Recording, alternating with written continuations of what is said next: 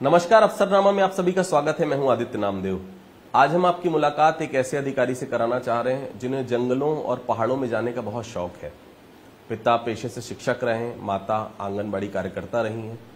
Engineering में भी admission उन्होंने लिया, एमबीबीएस भी किया और एमबीबीएस करने के बाद पढ़ाने भी वो गए। जिस ज्ञान प्रबोधनी में कभी पढ़ने के लिए जाया करते थे, वहां पर भी पढ़ाने के लिए जाने लगे और उसके बाद यूपीएससी की लगातार तैयारी की। 2 बार निराशा भी हाथ लगी, लेकिन हार नहीं माने। गोल बहुत साफ था, यूपीएससी सेलेक्ट होना है, आईएएस बनना है और आईएएस बन के वो सामने आए। बहुत स्वागत करता हूं मैं 2009 बैच के आईएएस अधिकारी डॉक्टर अयाज फकीर भाई तंबोली साहब का। बहुत बहुत स्वागत है सर। नमस्कार आदित्य जी, आप सभी को नमस्कार। सर, सोमेश्वर नगर से शुरुआत करते हैं, जहां पर जन्म हुआ आपका। सर, बहुत छोटा सा गांव है, बारामती तहसील, पुणे का। कुछ अपने परिवार के बारे में बताएंगे सर। ये सोमेश्वर नगर मेरा ननिहाल है, वहाँ मेरे नाना जी रहते थे और वहाँ एक कोऑपरेटिव शुगर फैक्ट्री थी, उसमें वो काम करते थे। और जो मेरा मूल गांव है वो मुखई करके है, तो ये शिरूर तहसील में आता है, पुणे ज़िले में आता है। और उस समय ये ड्रॉट प्रोन एरिया हुआ करता था। अब कैनाल इरीगेटेड है, ठीक ठाक अच्छे से है। और जातेगांव करके बगल में एक गांव था, वहाँ मेरे पिताजी प्राइमरी टीचर थे और वहाँ से फिर हम लोग 9th में चेंज हुआ और तहसील मुख्यालय शिरूर में ही विद्याधाम प्रशाला में हम लोग शिफ्ट हुए। तो मेरी माताजी वहीं पे आंगनबाड़ी वर्कर भी थी और पिताजी एक सीसी होता है, संकुल समन्वयक होता है, जो यहाँ बोलते हैं, वहाँ केंद्र प्रमुख बोलते हैं, तो वो उस पद पे प्रमोट हो गए थे। तो उनके प्रमोशन के चलते फिर हम लोग वहाँ ट्रांसफ़र हुए और उस ट्रांसफ़र के बाद शिरूर में जब आया तब 9th to 12th की पढ़ाई मैंने शुरू से ही की। तो जो मेरी मूल शिक्षा है वो जिला पंचायत की स्कूल में हुई है 7वीं तक। जिला पंचायत का वहाँ, यहाँ जो गवर्नमेंट स्कूल बोलते हैं वो वहाँ पे जिला पंचायत के होते हैं। तो जिला परिषद स्कूल में पढ़ा हूँ, मराठी माध्यम से पढ़ा हूँ और मराठी मीडियम के बाद फिर 11th-12th में सीधा साइंस जब लिया तब इंग्लिश मीडियम में शिफ्ट हुआ और 11th-12th साइंस करके फिर इंजीनियरिंग में कुछ 2-3 महीना आजमा के फिर मेडिकल में शिफ्ट हुआ। जो इंजीनियरिंग में मेरे टीचर थे वो मैथमेटिक्स से बड़े अथॉरिटी थे और अच्छे से बुक लिखते थे। तो वो जब मेरा मैथ्स देखते थे तो बोलते थे तू छोड़ दे, तेरे से होने वाला नहीं है। तो एक दिन मैं उनको बोल दिया कि सर मैं छोड़ रहा हूँ और एमबीबीएस जा रहा हूँ। तो फिर वहाँ से रास्ता चेंज करके मैं एमबीबीएस किया और पुणे में एक बीजे मेडिकल कॉलेज है, गवर्नमेंट मेडिकल कॉलेज है, तो बीजे मेडिकल कॉलेज से मैंने एमबीबीएस किया। शुरू से डॉक्टर ही बनना चाहते थे सर? जब 12th कंप्लीट हो रहा था तब उस समय ये क्लियर था कि करूंगा तो एमबीबीएस ही करूंगा, बीडीएस या आयुर्वेद नहीं करूंगा, ये उस समय मेरी धारणा थी। तो इसलिए मैंने एमबीबीएस ही करना ये सोच लिया था और अदरवाइज फिर मैं इंजीनियरिंग करूंगा। तो इसलिए इंजीनियरिंग गया, बट मैथ्स में मैं उतना अच्छा नहीं था तो मैं मेडिकल शिफ्ट हो गया। और जब एमबीबीएस में गया तो फर्स्ट ईयर में हमारे एक रोकड़े करके ट्यूटर थे, वो डिसेक्शन टेबल पे, मेरा रोल नंबर 1 था फर्स्ट ईयर में, तो डिसेक्शन टेबल पे सबसे पूछ रहे थे और हम 10 लोग बैठे हुए थे। तो किसी ने डीएम न्यूरो, डीएम कार्डियो, किसी ने सर्जरी करना है बताया। तो ये घूमते हुए जब मेरे पास आए, उसी दिन जाते से मैंने नोटिस बोर्ड पे एक देखा था कि श्रीकर परदेशी ऑल इंडिया रैंक 10, कॉन्ग्रेचुलेशंस। और विजय पिंगले, उनका रैंक मुझे याद नहीं है बट उनका भी नाम था और कॉन्ग्रेचुलेशंस। तो ये इन दोनों का सिलेक्शन हुआ था और वो नाम मैंने नीचे पढ़ा था। तो मैंने ऊपर ऐसे ही बोल दिया कि, और थोड़ा सा इंक्लिनेशन था, तो मैंने बोल दिया कि मुझे यूपीएससी करना है। आपके एक सीनियर का नाम अगर यूपीएससी में सिलेक्शन में नहीं आता तो शायद उस समय दिमाग में कुछ और चल रहा था या चलता उस समय दिमाग में? हो सकता था क्योंकि वो एक मूवी है कुंफू पांडा, तो कुंफू पांडा में एक लाइन है, देयर आर नो एक्सीडेंट्स। तो मैं उसी को मानता हूँ कि देयर आर नो एक्सीडेंट्स। तो ये it may be an accident to see that notice board, but वो डेस्टिन्ड था शायद, तो इसलिए। सर, हमने सुना है कि जो यूपीएससी सेलेक्ट हुए थे आपके सीनियर, उनके साथ रहने के लिए, उनका मार्गदर्शन पाने के लिए, उनसे गाइडेंस लेने के लिए प्ले तक में आपने भाग लिया। जो एक सीनियर थे विजय पिंगले करके, तो विजय पिंगले हमारे कॉलेज में ड्रामा की एक टीम है, जो पुरुषोत्तम करंडक पुणे में होता है, एक फिरोदिया करंडक होता है, तो उसमें कॉलेज की टीम पार्टिसिपेट करती है। तो वो ड्रामा में बहुत एक्टिव थे विजय पिंगले। बाद में उनका 2004 में आईएएस में सिलेक्शन हुआ था, तमिलनाडु काडर। तो जब मैं 2000 में मेरा एडमिशन हुआ था, 2001 वो कॉलेज में ही थे एंड एकेडमी उनको ज्वाइन करना था। तो उसके 2-3 महीने में पुरुषोत्तम के लिए वो टीम तैयार कर रहे थे और फिर मैं उनसे परिचित होने के लिए और उनसे यूपीएससी के बारे में जानकारी लेने के लिए फिर मैं वहीं पे जहां हमारा ऑडिटोरियम में प्रैक्टिस होती थी वहीं जाके बैठता था पीछे। और फिर धीरे धीरे सामने कुछ दिखा तो सजेशन देना स्टार्ट हुआ। तो जब वो सजेशन देना स्टार्ट हुआ फिर धीरे धीरे उन्होंने मुझे उसी टीम में शामिल कर लिया। मैं बैक स्टेज देखता था और जब वो ट्रेनिंग में जा रहे थे तो उन्होंने एक ऑडियो रिकॉर्ड करके रखा था कि इस ड्रामा में चेंज 2 ही लोग कर सकते हैं। एक मेरा एक दोस्त था जो मेन एक्टर था सुरुद, और दूसरा मैं, तो हम 2 ही इसमें चेंज कर सकते हैं, उस प्रकार का वो बोल के। और मैं उस समय उनसे जब बात करता था तो तैयारी कैसे करनी चाहिए, कौन से बुक्स पढ़ने चाहिए, क्या करना चाहिए, तो मैं ज्यादा मटेरियल सिलेबस इस एंगल से पूछता था। बट उन्होंने मुझे उसी में ये बोल दिया कि तुम अभी इसको उल्टी दिशा में सोचो, यूपीएससी की एग्जाम प्रीलिम, मेंस और इंटरव्यू है। तो सबसे पहले तुम्हें इंटरव्यू की तैयारी करनी है, फिर मेंस की करनी है, फिर प्रीलिम्स की करनी है। तो पहले फोकस करो इंटरव्यू के लिए, तुम्हारा बायोडाटा स्ट्रांग होना चाहिए। तो hobbies, interest, extra curricular activity पे फोकस करो और कॉलेज लाइफ को एंजॉय करो। इसमें लीडरशिप पोजीशन दिखनी चाहिए, आपके हॉबीज भी दिखनी चाहिए और जो भी कर रहे हो वो अच्छे से करो, तो वो बायोडाटा में रिफ्लेक्ट होना चाहिए। तो मैं जस्ट न्यूज़पेपर में देखता था कहाँ पे क्या चल रहा है, कहाँ पे क्या चल रहा है। जहां बिना टिकट का फ्री होगा पैदल अपना जाता था और वो चीज देख के आता था। बट उससे बहुत सारी चीजें बाद में जब क्वेश्चंस एग्जाम में आते थे तो मुझे याद आता था कि ये आपने वहां देखा है, ये वो देखा है, इसमें ऐसा है, उसमें वो है। एक पुरुलिया छाव करके मैंने डांस देखा था और एक क्वेश्चन था यूपीएससी में आया हुआ और एकदम रैंडम क्वेश्चन था, पर मैंने वो छाव देखा हुआ था तो मैं उसके बारे में लिख पाया। तो वो जो 4 साल कॉलेज के थे पुणे में, उसका पूरा फायदा मैंने उठाया और वो जो मेरे सीनियर थे उन्होंने जो बोला था उसी लाइन पे मैं चला था कि बायोडाटा और पर्सनालिटी डेवलपमेंट होना चाहिए। पहली बार जब दोस्तों के साथ पहाड़ों पे गए थे उस समय का भी बहुत एक रोचक किस्सा है, मैंने सुना है। चिकन गया था लेके, वो खराब हो गया, एक टॉर्च के सहारे बहुत ऊपर तक आप लोग चढ़े थे, वो रोचक किस्सा आज भी याद आता है। हमारे कॉलेज में माउंटेनिंग की परंपरा है, 1971 से लेके है। और क्योंकि पुणे में बसा हुआ है कॉलेज तो आसपास बहुत सारे फोर्ट्स है, वेस्टर्न घाट्स भी हैं। तो उसमें हम लोग 10-12 लोग निकल पड़े और दोस्त लोगों ने प्लान किया। तो ट्रैक पार्टी की तरह ही होता है ये सोच के हम लोगों ने बहुत ज्यादा प्रिपरेशन कर लिया। 5 केजी चिकन बनवा के बढ़िया सा डिब्बे में डाल के एक टेप रिकॉर्डर लेके निकल गए और 2 टॉर्च थे, एक आगे वाले के पास, एक पीछे वाले के पास। 12 लोग साथ में थे और रात में हमने पहाड़ चलना शुरू किया और कहीं ऐसी जगह पे पहुंच गए जहां एकदम ही खाई थी। फिर वहां से लौट के हम रात में ऊपर पहुंचे। पर उस ट्रैक के मतलब दूसरे दिन सुबह मॉर्निंग में हमारे कुछ सीनियर भी वहां मिले, तो राजू से मुलाकात हुई। उनसे हम राजगढ़ फोर्ट पे गए थे। राजगढ़ शिवाजी की पहली राजधानी थी और उसके बगल में तोरना एक फोर्ट था जो शिवाजी ने पहला फोर्ट एक्वायर किया था। तो हम लोग राजगढ़ से पैदल तोरना गए थे और उन लोगों के साथ गए थे। और तब हम लोगों को रियलाइज हुआ कि हम जिस तरह से ट्रैक करने आए थे वो ट्रैक और ये हम नेचर के साथ उतना कनेक्ट नहीं हो पा रहे थे। तो तब से ना हमारी ट्रैक पे कभी टेप गया, ना कभी कुक्ड फूड गया।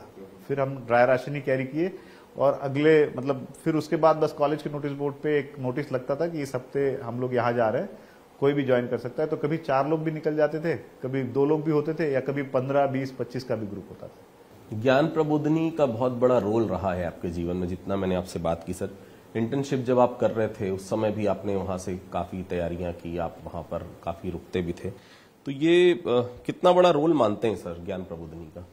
जैसे ही मेरी इंटर्नशिप शुरू हो गई तो उस समय मैं सुनामी हुई थी 2004 में और जिस दिन मेरा रिजल्ट आया था उस दिन मैं एक फोर्ट पे था, लिंगाना करके फोर्ट है रायगढ़ के पास। और वहां से उस ट्रैक पे मेरे साथ एक सिंगापुर के प्रोफेसर भी थे और राजू थे, हम तीनों थे। और वापिस जब आए तो उनकी वाइफ का कॉल आया कि सब कुछ इंडिया में ठीक है क्या। वो 26 तारीख थी और उस दिन सुनामी हो चुकी थी। तो उनके वाइफ का उनको फोन आया था, तब पता चला कि ऐसा ऐसा हुआ है, सुनामी हुई है। और फिर मैं 12 से 15 दिन केरल में गया था, ओचिरा करके एक जगह है वहां पे वॉलंटियर के तौर पे। और वहां से जब वापस आया तब यूपीएससी का प्रिपरेशन सीरियसली स्टार्ट करने के लिए इंटर्नशिप स्टार्ट हुआ है। तो ज्ञान प्रबोधिनी में एडमिशन लिया। ज्ञान प्रबोधिनी एक स्कूल है और वो 5 बजे बतौर स्कूल चलता है, 5:30 बजे के बाद जो बच्चे तैयारी करते हैं वो बच्चे वहाँ पढ़ने आते हैं। तो उनका रीडिंग रूम भी है, क्लासेस भी हैं, और क्लासेस में 2 प्रबोधिनी के टीचर हैं, वो मेन कोऑर्डिनेट करते हैं। और जो बच्चे पास हुए हैं या जो बच्चे बहुत अच्छी तैयारी कर रहे हैं, 2-3 साल से कर रहे हैं, प्रीलिम्स दे चुके हैं, मेंस दे चुके हैं, उनकी तैयारी अच्छी है, तो वही लोग वहाँ सिखाते हैं। तो वहाँ पे मुझे जो लोग पास हुए हैं उनसे भी मेरी मुलाकात हुई, उनसे समझने का मौका मिला। एक हम लोगों का पढ़ाई करने वालों का ग्रुप बना। इंटरव्यू के प्रिपरेशन में बाद में प्रबोधिनी में ही था, तो वहाँ पे भी एक अच्छा ग्रुप बना। तो जो प्रिपरेशन के लिए सबसे इंपॉर्टेंट है रिसोर्स पर्सन। मैं उसको ना कोच बोल रहा हूँ ना टीचर बोल रहा हूँ, मैं बोल रहा हूँ रिसोर्स पर्सन। तो यहाँ मुझे बहुत सारे रिसोर्स पर्सन मिले। और प्रबोधिनी कोई बिल्डिंग नहीं है, इट्स ए इंस्टीट्यूशन, और वो इंस्टीट्यूशन इवॉल्व हुआ है उसमें जो लोग हैं उनसे। तो इसके चलते आज जो भी नेटवर्क है हम लोगों का, एक ऑफिसर्स का एक पूल है, वो आज भी प्रबोधिनी से जुड़ा हुआ है। तो जब भी कभी मैं पुणे जाता हूं तो मैं प्रबोधिनी चला जाऊंगा, वहां 2-4 प्रिपेयर करने वाले लोग मिल जाएंगे तो उनसे बात हो जाएगी। वहां से कोई इधर आता है तो वो कॉल करके आएगा कि सर मैं प्रबोधिनी से आया हूं, आपसे मिलना चाहता हूं। तो वो एक अटैचमेंट जरूर उस संस्था से आज भी। मुंबई का SAIC आज भी याद आता है सर। कहा जाता है कि यूपीएससी में सेलेक्ट होना मुश्किल नहीं है, यहाँ पर पहुंच पाना बहुत मुश्किल है। उस दौरान क्या था, महाराष्ट्र में 1978 से लेके एक state institute of administrative careers बना हुआ है। ये राज्य शासन की एक संस्था है और यहाँ पे स्टाइपेंड देते हैं, रहने की व्यवस्था हो जाती है, लाइब्रेरी भी मिल जाती है और कोचिंग भी मिलती है। और स्टाइपेंड लगभग इतना मिल जाता है कि आपका मेस का बिल देने के बाद न्यूज़पेपर्स और मैगजीन्स के लिए भी उसमें से पैसा निकल जाए। तो उस समय वहाँ 60 सीट्स हुआ करते थे। उन 60 सीट्स के लिए बहुत मारामारी होता था। और मैं जब मेरी इंटर्नशिप खत्म हो रही थी, अब क्या करूंगा, आगे एमओशिप करना है कि दिल्ली जाना है कि क्या करना है। तो फिर मैंने SIC का फॉर्म भरा, मेरे एक सीनियर से पता चला था, तो SIC का फॉर्म भरा। और उस समय मेरा सब्जेक्ट फाइनल नहीं हुआ था, तो मैंने मेडिकल साइंस लेके ही SIC की exam the. Medical science and political science, ये 2 सब्जेक्ट के साथ मैंने एग्जाम दिया और SIC में मैं गया। SIC में मेरा जो रूम पार्टनर था वो आज तमिलनाडु कैडर में है, IAS ऑफिसर ही है। और वहाँ पे जो हम लोग 60 लोग थे, तो उन लोगों की बहुत अच्छी ग्रुपिंग बनी। उसी में एक छोटा सा ग्रुप बना जो 3 लोगों का था। तो पॉलिटिकल साइंस के हम तीनों थे, तो एक दूसरे के साथ फिर बहुत ज़्यादा अच्छी ट्यूनिंग बनी, तो काम भी बढ़ जाता था। मतलब न्यूज़पेपर भी हम लोग बांट के पढ़ते थे कि एक हफ्ता कोई पढ़े, एक हफ्ता कोई पढ़े, एक हफ्ता कोई पढ़े। और कभी कभी महीनों का भी बंटवारा हो जाता था, कोई सितंबर पढ़ के नोट्स निकाल रहा है, उसके नोट्स हम एक दूसरे के साथ शेयर करते थे। तो SIC का बहुत बड़ा रोल रहा है। और मेन क्या है कि कोई भी जो लोअर मिडिल क्लास से आता है तो उसके पास फाइनेंशियल रिसोर्सेस नहीं होते, पर जब राज्य सरकार ऐसी व्यवस्था कर देती है और जो एक इंस्टीट्यूशनलाइज मैकेनिज्म बन जाता है, तो ये व्यवस्था एक कल्चर बना देती है। मतलब आज भी उस संस्था के नोटिस बोर्ड पे जाएंगे तो हर साल आपको 20, 25, 30 लोगों का सिलेक्शन वाला लिस्ट दिखता है। और वो जो पास हुए लोग हैं, मैं मतलब 2007 में कौन था SIC में, 8 में कौन था, 1991 में कौन था, तो वो नोटिस बोर्ड पे देखा होता है। तो जब आप उन लोगों से मिलते हो तो आप जस्ट से बोलते हो सर आप SIC में उस समय थे, तो एक कनेक्ट भी क्रिएट होता है। 2006 में जब पहली बार आपने UPSC एग्जाम दिया था, प्री निकला था सर, मेंस नहीं निकल पाया। उसके बाद फिर आपने जॉब भी शुरू की, इन्फोसिस में आप जॉब किया आपने, फिर पुणे में भी आप पहुंचे, मेडिकल ऑफिसर, मेडिकल कॉलेज में ट्यूटर की भूमिका भी आपने निभाई। तो क्या 2006 में जब प्री निकला, मेंस नहीं निकल पाया, तो दिमाग में कुछ ऐसा चला कि यार मेरे साथ हो पाएगा, नहीं हो पाएगा मुझसे, क्या लगा? नहीं, इसमें क्या हुआ था, जब प्री की तैयारी कर रहा था मैं 31 दिसंबर 2005 को कॉलेज छोड़ा और 12 तारीख को SIC मुंबई ज्वाइन किया। और SIC में जाने के बाद बहुत सारे सीनियर्स को देखता था, उनकी तैयारी देखता था। तो बीच में अप्रैल के आसपास, प्रीलिम्स हमारी मई में थी, अप्रैल के आसपास मुझे बहुत टेंशन आने लगा कि यार अपने से हो पाएगा नहीं हो पाएगा। और उस समय फिर मैं 2-4 दिन गांव जाके आ जाता हूँ सोच के गांव चला गया। रात रात नींद नहीं आ रही थी SIC में, तो गांव चला गया तो गांव में भी नींद नहीं आई। तो मैं दूसरे दिन वापस लौट गया कि भाई यहाँ भी नींद नहीं आ रही है। तो जब वापस आया तो एक सीनियर से सुबह सुबह चाय पे बात हो रही थी, तो उसने बोला कि मैंने बोला कि बहुत टेंशन आ रहा है, हो पाएगा नहीं हो पाएगा, इतना सारा पढ़ना है, ये हुआ है। तो उन्होंने बोला एक काम करो, अब नया कुछ मत पढ़ो, अब तक की जितना पढ़ा है उसी को फिर से पढ़ो, उसी का रिवीजन करो और फिर उसी का रिवीजन करो। तो वो एक क्लू था, उसके चलते मैं अपनी फर्स्ट प्रीलिम्स निकाल पाया। और मेरा सेकंड सब्जेक्ट फाइनल नहीं हुआ था। मैंने फर्स्ट पॉलिटिकल साइंस ले रखा था, मेरे रूम पार्टनर ने फर्स्ट ज्योग्राफी ले रखा था। वो एग्रीकल्चर ग्रेजुएट था और मैं मेडिकल साइंस वाला। तो अब सेकंड ऑप्शन चूज करना था, तो मैंने मेडिकल साइंस के लिए सोचा। 1-2 दिन देखा, मैं बोला यार 4.5 साल पढ़ाई करते समय अपन ने कभी मेडिकल साइंस ऑप्शन लेंगे सोचा नहीं। वो भी एग्रीकल्चर कोशिश कर रहा था, एग्रीकल्चर उसको भी वैसे ही लगा कि भाई मैं इस एंगल से इस सब्जेक्ट को कभी देखा नहीं और अब इसी को करूंगा। और दूसरा क्या है कि मेडिकल साइंस जब लोगे तो आपकी कंपटीशन डॉक्टरों के साथ ही होगी जब पेपर आपके कंपेयर होंगे। तो हम दोनों टेंशन लेके बैठे हुए थे। तो मैंने उससे पूछा कि यार ज्योग्राफी कैसा रहेगा। वो बोला मैं भी तुम्हें पूछने वाला था पॉलिटिकल साइंस कैसा रहेगा। तो फिर बोला ठीक है एक काम करते, तू मेरे को ज्योग्राफी सिखा। मतलब मैंने बोला तू मुझे ज्योग्राफी सिखा, मैं तेरे को पॉलिटिकल साइंस सिखाता हूँ। और फिर हम दोनों ने सब्जेक्ट एक्सचेंज किए थे। मतलब मेरा first political science, second geography, उसका first geography, second political science. तो टेंशन तो जरूर आया उन फेजेस में।